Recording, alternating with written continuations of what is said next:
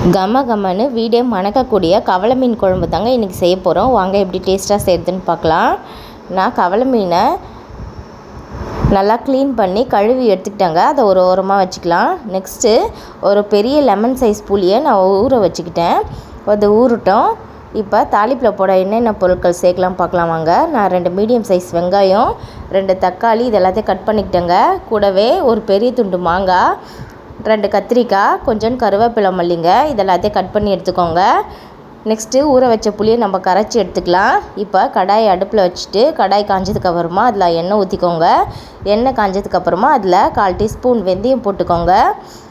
1/2 teaspoon கடுகுளுத்தம் பருப்பு போட்டுக்கோங்க. இதெல்லாம் பொரிஞ்சதுக்கப்புறமா நம்ம அரிஞ்சு வச்ச வெங்காயத்தை எண்ணெயில் போட்டு நல்லா வதக்கிக்கலாங்க. வெங்காயம் நல்லா பொன்னிறமாக வதங்கினதுக்கப்புறமா நம்ம அரிஞ்சு வச்ச கத்திரிக்காவை அதில் போட்டுக்கலாங்க.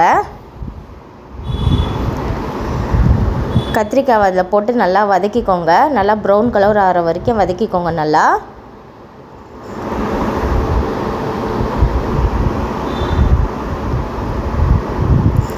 கத்திரிக்காய் நல்லா வதங்கினதுக்கப்புறமா நம்ம அரிஞ்சு வச்ச தக்காளி அதில் போட்டு வதக்கிக்கலாங்க. தக்காளி நல்லா வதங்கினதுக்கப்புறமா அதில் 1/4 டீஸ்பூன் மஞ்சள் தூள் போட்டுக்கலாம். 1 டீஸ்பூன் மிளகாய் தூள் போட்டுக்கோங்க. தனி மிளகாய் தூள் தாங்க போடுறேன். இதில் காரம் அவ்வளோவா இருக்காது, வீட்டில் அரைச்சது, அதனால் காரம் கம்மியாக தான் இருக்கும். அது 1 ஸ்பூன் போட்டுக்கிறேன். இப்போ எல்லாத்தையும் நல்லா வதக்கிக்கலாம். நம்ம இப்போ புளி கரைச்சல் கூட குழம்பு தூள் 3 ஸ்பூன் போட்டுக்கலாங்க. இது வீட்டில் அரைச்சது தான், அதனால் நான் இதில் மிளகாய் தூள் சேர்க்காதனால நான் 3 டீஸ்பூன் போட்டுக்கிட்டேன், காரம் இருக்காதனால. இப்போ இந்த புளி கரைச்சலை நம்ம தாளிப்பில் ஊற்றிடலாங்க. ஊற்றிட்டு தேவையான அளவு அதில் உப்பு போட்டுக்கோங்க. குழம்புக்கு தேவையான அளவு உப்பு போட்டு நம்ம இப்போ ஒரு பிளேட் போட்டு மூடி வச்சிடலாங்க. குழம்பு நல்லா கொதி வந்ததுக்கப்புறமா நம்ம எடுத்து வச்ச மீன் அதில் போட்டுக்கலாங்க. குழம்பு நல்லா கட்டியாகிற ஸ்டேஜில் அதை போட்டுக்கோங்க மீனை. ஏன்னா குழம்பு கொதிக்கும் போது போட்டோம்னாக்கா நம்ம மீன் ரொம்பவே கரைஞ்சி போயிடும், வெந்து போய். அதனால் கட்டியாகிற ஸ்டேஜில் நம்ம அந்த மீனை போட்டுக்கலாம். நெக்ஸ்ட்டு அரிஞ்சு வச்ச மாங்காவையும் அதில் போட்டுக்கலாங்க.